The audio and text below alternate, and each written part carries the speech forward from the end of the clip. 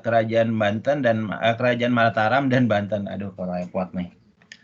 Nah, untuk kerajaan Mataram lebih banyak Bapak perbanyak itu di kehidupan sosial, kehidupan politiknya. Bapak banyakin di situ. Ya. Oke, baik. Untuk mempersingkat waktu, kita mulai aja. Nah, yang pertama ada peta kerajaan Mataram. Nah, kerajaan Mataram antara lain satu sumber sejarahnya, kemudian kehidupan politiknya, kehidupan sosialnya, lalu kehidupan ekonomi serta kemundurannya. Nanti Bapak minta tolong ya teman-teman ya untuk menyampaikan ulang dengan membacakan gitu ya.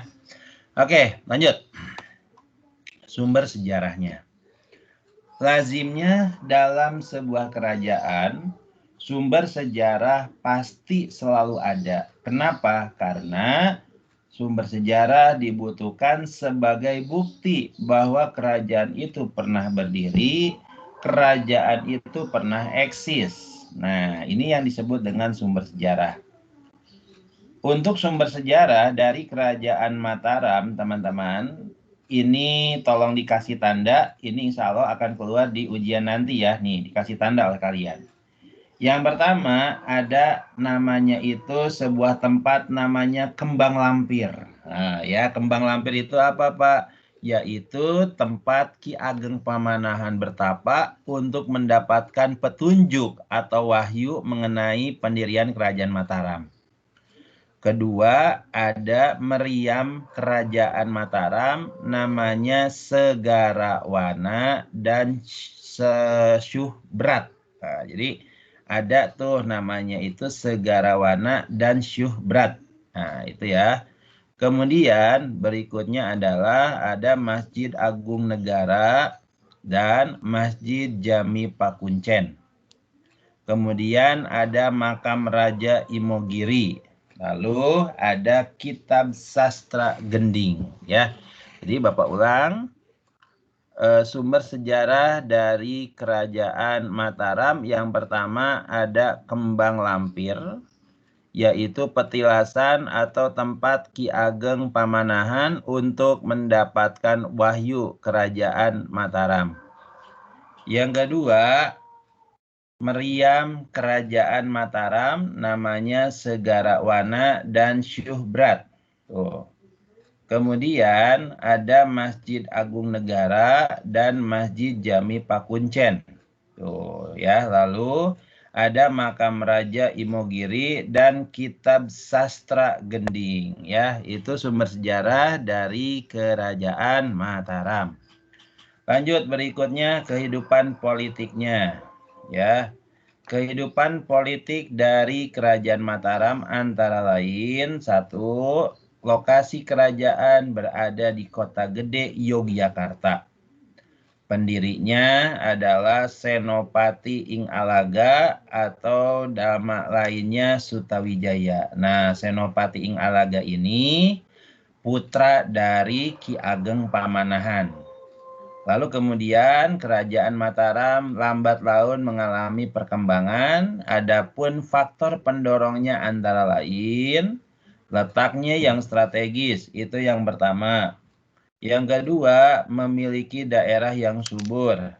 Kemudian yang ketiga, mendapat dukungan dari bupati. Tolong dikasih tanda teman-teman ya, faktor pendorongnya juga akan keluar. Ya, Bapak ulang sekali lagi.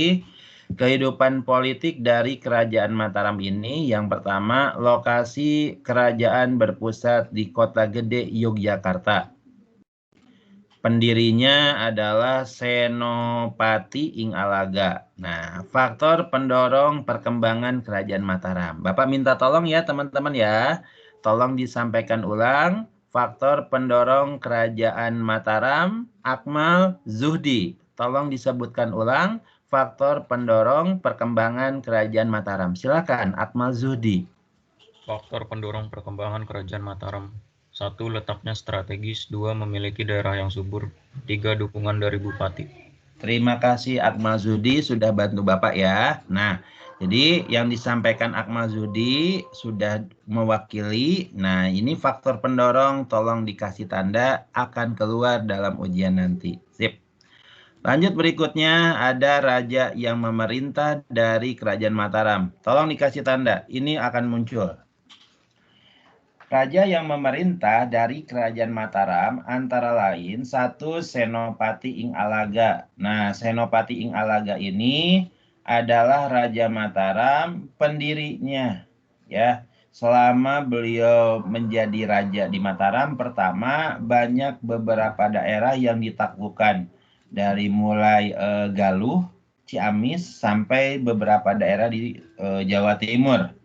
Lalu kemudian digantikan oleh putranya Raden Mas Jolang. Nah, teman-teman, pada masa Raden Mas Jolang ini kerajaan Mataram mengalami pemberontakan di mana-mana.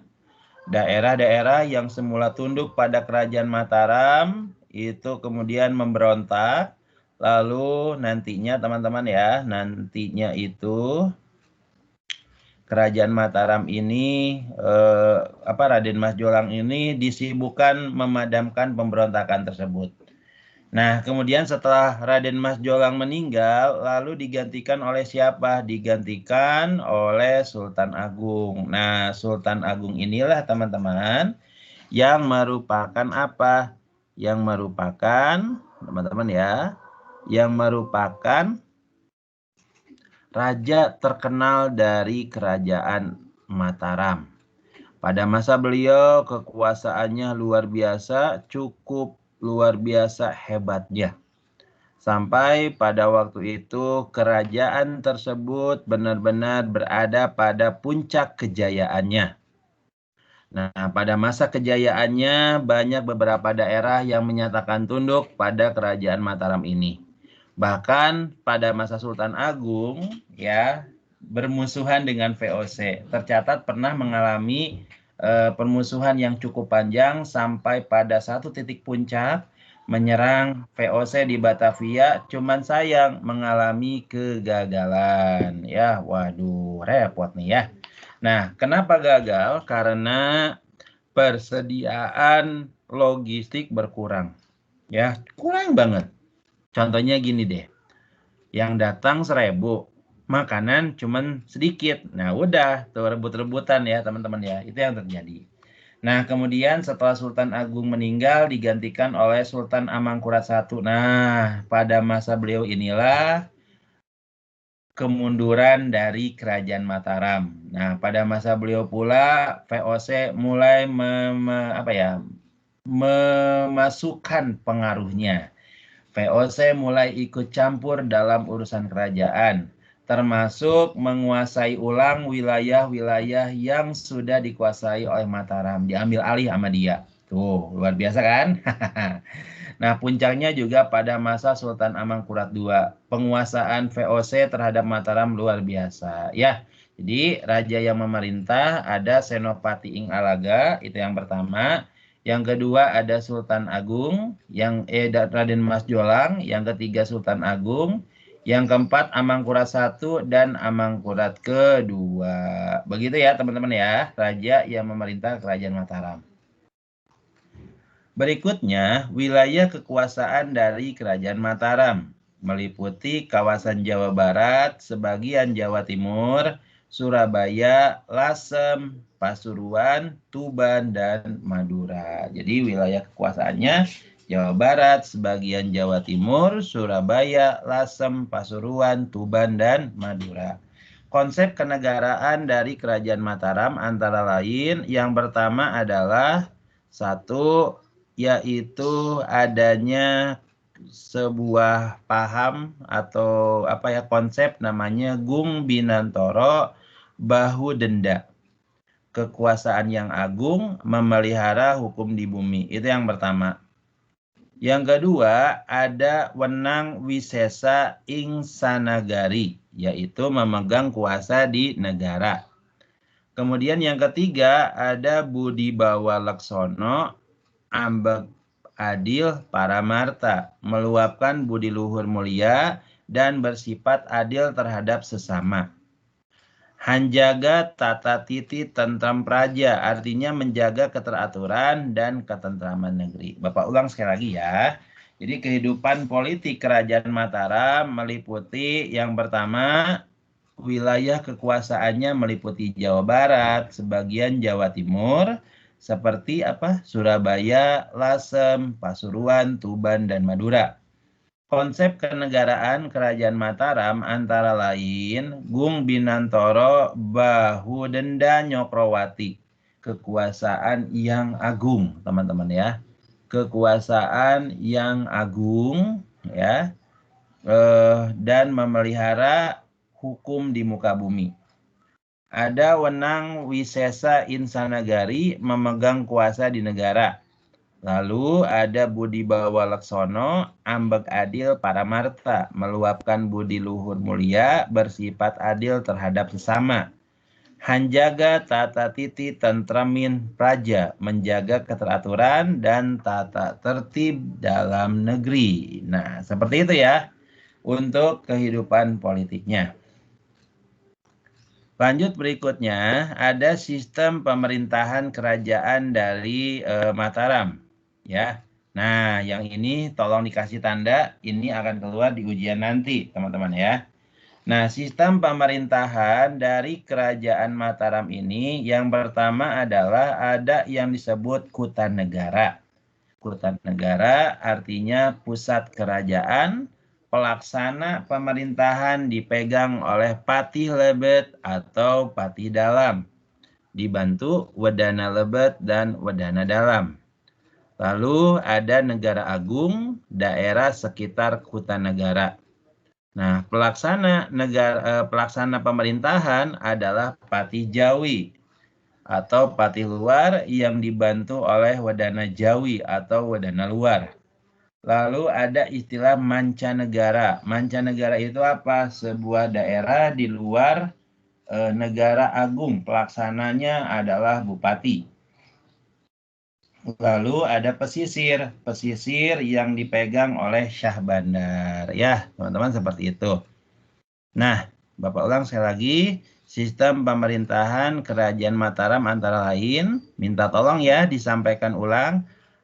Adinda Nisha, silakan sampaikan ulang sistem pemerintahan Kerajaan Mataram. Silakan, Adinda Nisha. Iya, Pak. Sistem pemerintahan Kerajaan Mataram antara lain Kutanegara, pusat kerajaan, pelaksanaan pemerintahan dipegang oleh Patih Lebet Dalam, dibantu Wedana Lebet Dalam. Negara Agung, daerah sekitar Kutanegara, pelaksanaan pemerintahan Patih Jawi atau luar dibantu Wedana Jawi. 3. Mancanegara, daerah di luar negara agung melaksanakan oleh bupati. 4. Pesisir, daerah pesisir dipegang oleh Syah Bandar. Terima kasih Dinda sudah membantu Bapak untuk menyampaikan ulang mengenai sistem pemerintahan. Jadi sistem pemerintahan sudah disampaikan ulang sama Dinda dan mohon dicatat untuk bahan ujian nanti.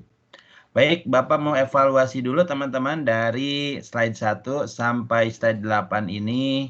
Ada yang ingin tanyakan nggak?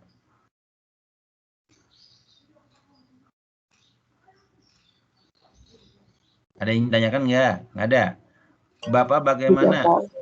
Bapak gimana nih penyampaiannya? Kecepatan apa enggak nih? Enggak, Pak. Oke, baik. Jelas. Oke, kalau jelas baik Bapak lanjutkan lagi ya, teman-teman. Mohon maaf kalau hari ini belepotan ya.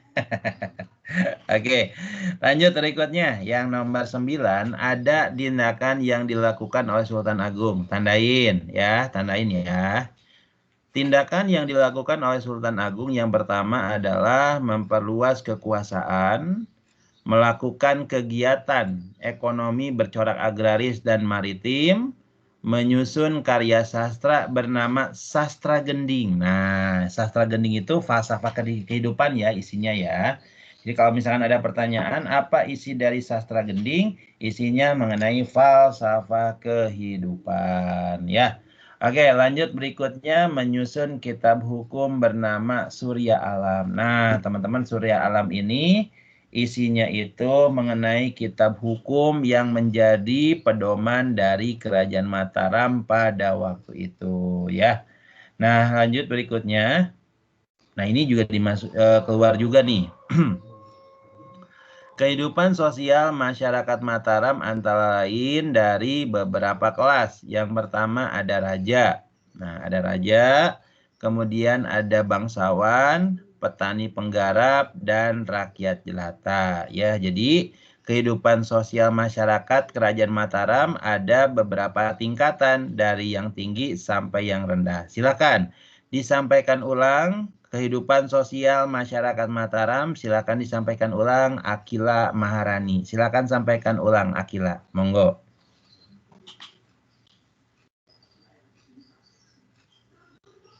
Yang kehidupan sosial masyarakat Mataram terdiri dari beberapa kelas yaitu raja, bangsawan, petani, penggarap, rakyat jelata. Ya. Oke, terima kasih. Jadi kehidupan sosial dari Kerajaan Mataram sudah disampaikan oleh Akila. Terima kasih Akila sudah bantu Bapak untuk menyampaikan ulang ya mengenai raja yang memerintah kehidupan sosial yang terdiri dari raja, kemudian bangsawan, kemudian petani penggarap dan lain.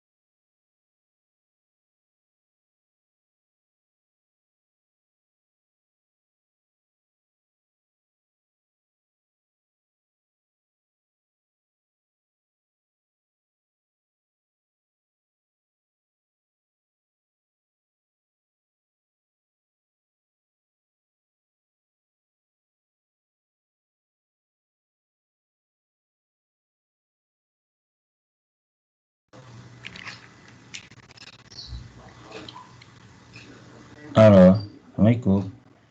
Tadi ada trouble nggak? Iya, Pak. Apa tuh? Tadi trouble-nya apa ya, teman-teman? Maaf. Suaranya nggak kedengaran, Pak, tadi. Tapi Bapaknya ada nggak di layar? Kenapa Mahira? Silakan. Tadi suaranya nggak kedengaran gitu, Pak. Tapi videonya ada?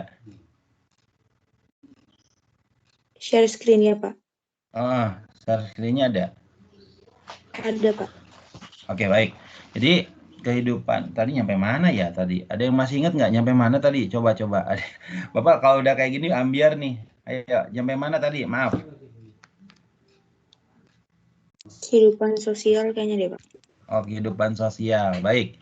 Jadi Bapak ulang sekali lagi ya. Jadi kehidupan sosial dari masyarakat Mataram terdiri dari raja, kasta yang paling tinggi, bangsawan itu yang kedua, petani penggarap itu yang ketiga, rakyat biasa itu yang keempat. Kemudian berikutnya ada mata pencaharian. Jadi pada mata pencaharian Kerajaan Mataram pada waktu itu adalah penghasil beras terbesar pada masa itu. Penghasil beras. Nah, kemudian tidak hanya itu pula Kerajaan Mataram dianugerahi tanah yang cukup subur itu ya pada waktu itu. Nah, kemudian lanjut ada kemunduran Kerajaan Mataram. Nah, teman-teman untuk MIPA 3, MIPA 4 tolong dikasih tanda kemunduran Kerajaan Mataram itu akan keluar dalam ujian nanti ya teman-teman ya. Kemunduran Kerajaan Mataram yang pertama adalah karena intervensi VOC terhadap urusan kerajaan. Jadi maksud Bapak, intervensi VOC ini terjadi setelah Sultan Agung meninggal dunia digantikan oleh Amangkurat pertama. Nah, Amangkurat pertama inilah teman-teman banyak melakukan tindakan kontroversial ya teman-teman ya yang menyebabkan wilayah-wilayah yang semula tunduk kepada Kerajaan Mataram itu menjadi ini ya menjadi pemberontak. Nah, banyak sekali pemberontakan di sana-sini ketika Amangkurat pertama. Sampai pada suatu ketika merasa terancam, lalu minta bantuan VOC. Nah, di sini teman-teman ya, VOC mulai memerankan peran pentingnya dia di mana gitu kan. Akhirnya karena merasa terdesak, Sultan Amangkurat I minta bantuan. Oke, Tuan, kami akan bantu, tapi kami ingin wilayah Cirebon, wilayah Jawa Tengah. Sebagai imbalan, sebagai jasa, kami bantu Tuan. Bagaimana? Setuju? Tanda tangan. Nah, itu yang dilakukan VOC. Ya, jadi ketika ada peperangan-peperangan, mereka turun, kemudian minta wilayah, kemudian setelah disepakati, baru mereka turun. Nah, itu yang terjadi. Nah, lambat laun ternyata Kerajaan Mataram tidak mampu bayar utang ternyata teman-teman. Nah, akhirnya disitulah kemudian VOC masuk ya, menentukan keuangan, menentukan pemilihan raja, menentukan yang namanya kebijakan, bahkan wilayah-wilayah strategis milik Mataram dikuasai oleh VOC. Nah, itu teman-teman ya, intervensi VOC terhadap urusan kerajaan. Tidak ada yang kedua, tidak ada raja yang cakap sepeninggal Sultan Agung. Ya, sepeninggal Sultan Agung, ya raja tidak ada raja yang cakap. Ya, selebihnya berada di bawah kendali dari VOC. Ya, nah kemudian terjadi perselisihan antara pewaris tahta, siapa yang paling berhak. Ini kalau dalam kekuasaan pasti yang namanya keluarga akan terjadi crash ya, akan terjadi pertempuran, akan terjadi perpecahan gara-gara ini ya, gara-gara apa? Gara-gara merebut kekuasaan ya, siapa yang paling berhak. Nah, kemudian yang berikutnya dipecahnya Mataram menjadi dua berdasarkan perjanjian Giyanti, yaitu Yogyakarta dan Surakarta. Nah, baik, kemunduran Kerajaan Mataram sudah Bapak sampaikan, tolong disampaikan ulang Lintang. Tolong sampaikan ulang Lintang, kemunduran Kerajaan Mataram. Silakan Lintang. Nah, Lintang kemana nih? Lintang kan, Pak? Iya, Lintang. Silakan disampaikan ulang kemunduran Kerajaan Mataram Lintang. Monggo Lintang.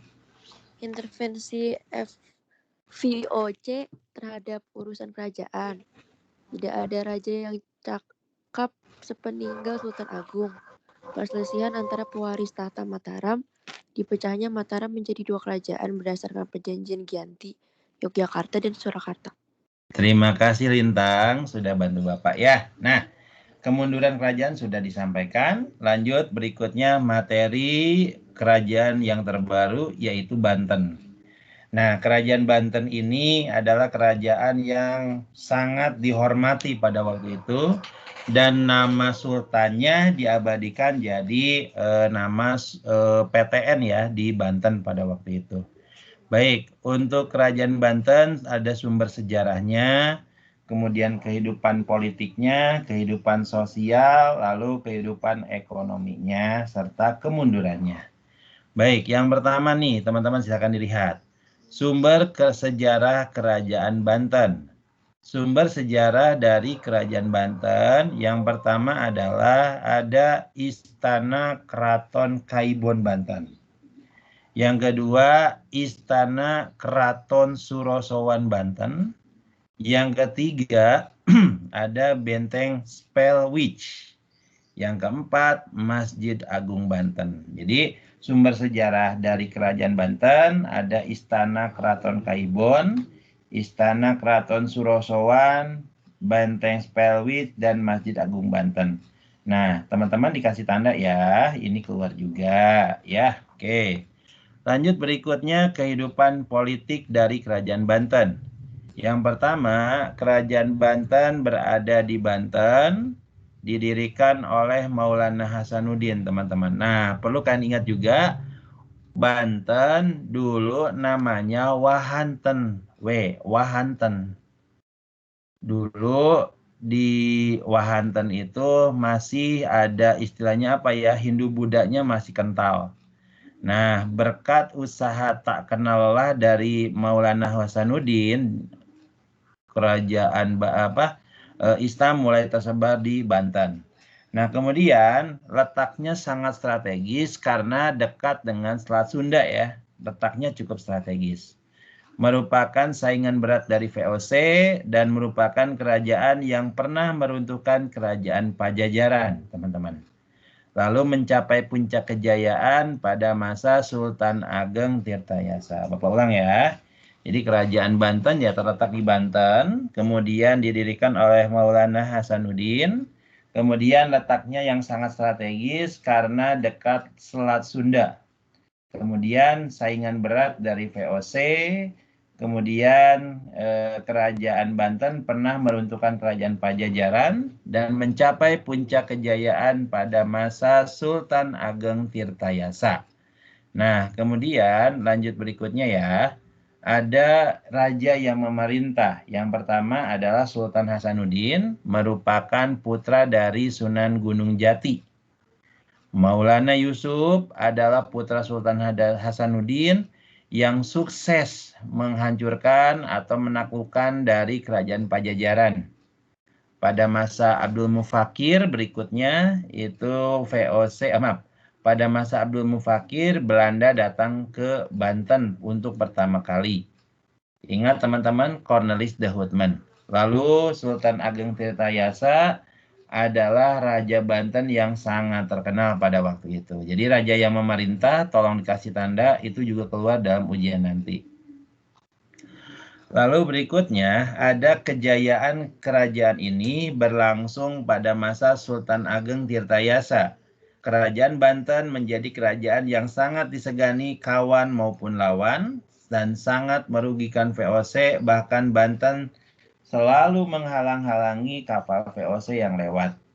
Nah, VOC berhasil melumpuhkan kerajaan Banten gara-gara politik adu domba antara ayah dan anaknya. Ya, Sultan Ageng Tirtayasa dengan anaknya itu awalnya akrab, teman-teman. Tapi karena ada istilahnya perbedaan pendapat. Kalau Sultan Ageng sangat anti VOC, sangat benci banget sama VOC.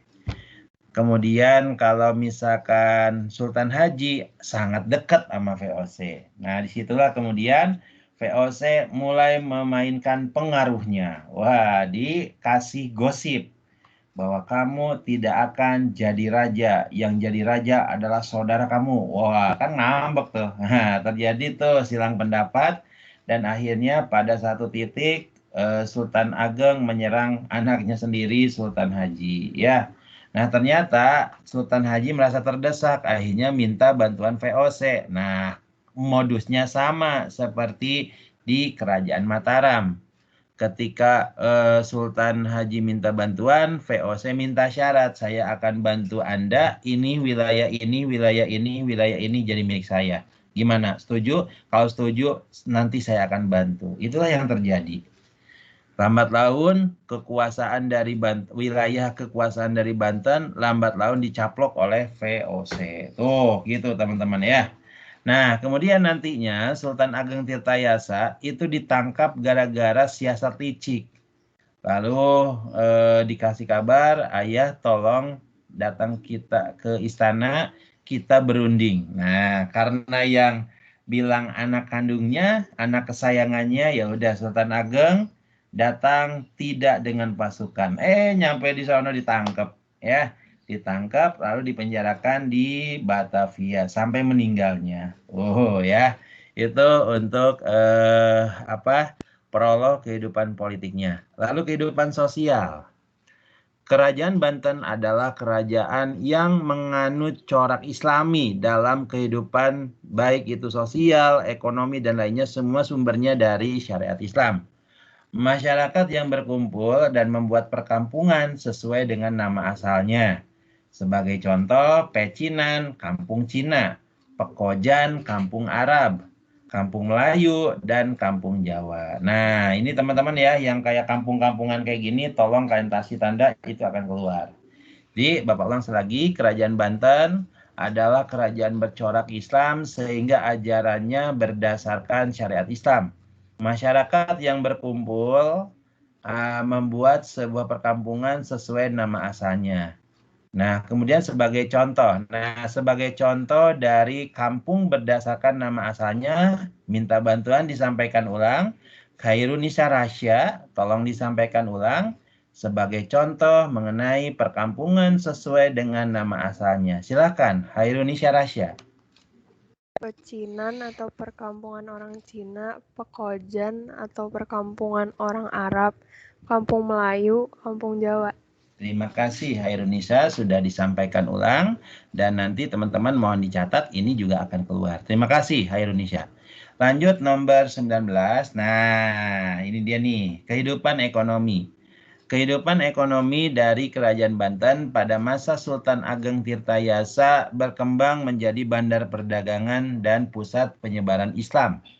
Adapun faktor yang menyebabkan Banten itu berkembang pesat, satu, karena letaknya strategis berada dalam lalu lintas perdagangan. Lalu jatuhnya Kerajaan Malaka ya ke tangan Portugis sehingga para pedagang tidak mau berdagang dan singgah di Malaka langsung ke Banten. Lalu Banten mempunyai bahan ekspor penting yaitu lada. Banten menjadi bandar perdagangan maju ketika dikunjungi pedagang dari Arab, Gujarat, Persia, Turki, Cina, dan sebagainya. Oke, baik. Tolong disampaikan ulang untuk faktor kenapa Banten bisa berkembang sebagai bandar perdagangan dan terbesar pada waktu itu. Silakan disampaikan ulang, Mahira. Tolong disampaikan ulang faktor pendorong kenapa Banten bisa berkembang pesat. 1, 2, 3 ya Mahira, silakan. Adapun faktor-faktornya ialah 1. Letaknya strategis dalam lalu lintas perdagangan. 2. Jatuhnya Malaka ke tangan Portugis sehingga para pedagang Islam tidak lagi singgah di Malaka namun langsung menuju Banten. 3. Banten mempunyai bahan ekspor penting yakni lada. Terima kasih Mahira sudah menyampaikan ulang. Dan kemudian Banten menjadi maju karena dikunjungi pedagang dari Arab, Gujarat, Persia, Turki, dan Cina. Terakhir ya kemunduran Banten. Nah ini sampai sini nih materinya nih teman-teman ya. Jadi buat ujianannya sampai sini. Jadi kemunduran Kerajaan Banten yang pertama tidak ada pemimpin yang secakap sepeninggal Sultan Ageng Tirtayasa. Jadi tidak ada pemimpin yang cakap sepeninggal Sultan Ageng Tirtayasa. Lalu ada politik adu domba itu, kemudian yang ketiga intervensi terhadap urusan kerajaan. Tolong disampaikan ulang kemunduran Banten ya. Untuk kemunduran Banten silakan disampaikan ulang. Nashwa Azalia, Bapak minta bantuan. Tolong sampaikan ulang mengenai kemunduran Kerajaan Banten. Silakan Nashwa Azalia. 1. Tidak ada pemimpin yang cakap sepeninggal Sultan Ageng Tirtayasa. Domba Belanda, intervensi VOC terhadap urusan kerajaan. Baik, terima kasih Nashwa Azalia sudah membantu Bapak menyampaikan ulang. Nah, demikian ya teman-teman dari MIPA 3, MIPA 4, materinya sampai di sini. Sebelum Bapak tutup, Bapak ingin konfirmasi lagi mengenai absensi karena habis ini mau Bapak sampaikan ke pihak sekolah ya. Oke, jangan lupa ya tugasnya ya, ngerangkum ya, jangan lupa paling telat tanggal 18 ya. Dia Ayu hadir nggak ya? Dia Ayu. Nah, dia Ayu ada. Bapak. Lalu, apa? Bening mau izin pergi, Pak. Oh iya, Bening izin ya. Untung aja dikasih tahu ya. Oke, Bening izin ya. Oke, baik. Haidar. Wah, Haidar ada tuh. Ibrahim Arik ada ya. Oke, jadi lalu Sofina hadir nggak ini Sofina nih? Nah, Sofina nggak ada nih. Jadi kelas MIPA 3 Bapak rekap ya, dari 26 yang hadir 24, yang tidak masuk 2 orang, Bening izin dan Sofina tidak ada kabar ya. MIPA 4. Bapak lihat dari segi absensi. Bapak lihat dulu nih. MIPA 4 kelasnya Budariah ya. Wah, lengkap. Mantap ya. Itu aja mungkin yang bisa Bapak sampaikan hari ini. Bapak akhiri dengan bacaan hamdalah. Alhamdulillah ya. Terima kasih untuk atensinya. Terima kasih untuk perhatiannya. Bapak mohon maaf kalau misalkan ada